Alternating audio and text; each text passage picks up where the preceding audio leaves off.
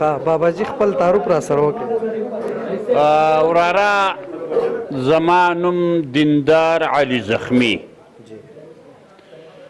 1951 کې په شموزو کې پیدا شوی یم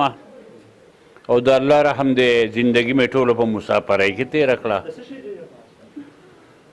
خو یو ورځ مې ډیو ریډیو ولګو وراره پکې لګیا وي دا زه به نه لیونی کېږم د مخې سره دا وراره مو څوک دی چې بخزاده دانې صاحب دا دی ناست نه دی یاره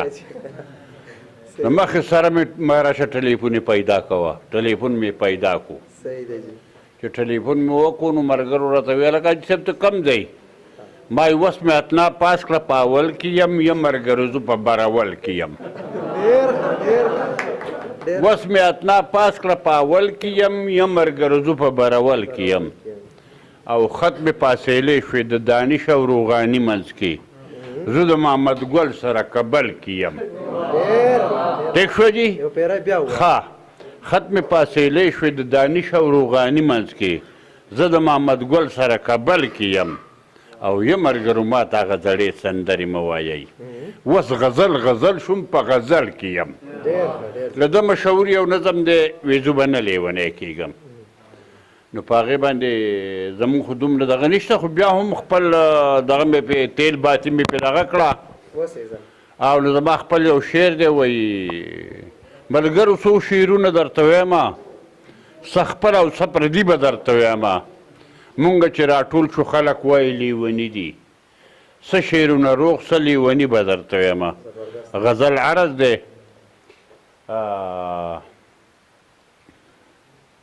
یا ملګرو دا سړی خو غم لیونی کړی دی تا ولې ځان سم لیونی کړی دی دا سړی خو غم لیونی کړی دی تا ولې ځان سم لیونی کړی دی او ای مطربه ستا لاس کې رباب څه وایي ده خو زیر او بم لیونی کړی دی او یو یې د پلو سورې بل خوا یې د زنې خال رومان ته پکې دار یو یې د پلو سورې بل خوا یې د زنې خال دې خو ټول عالم لیونی کړی دی او یا شیخه یا شیخه په سپینه ګیره او سپین لټي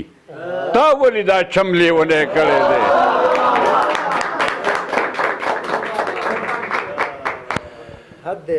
یا شیخه په سپینه ګیره او سپین لټي تا ولې دا چم لیونی کړی دی او دا چې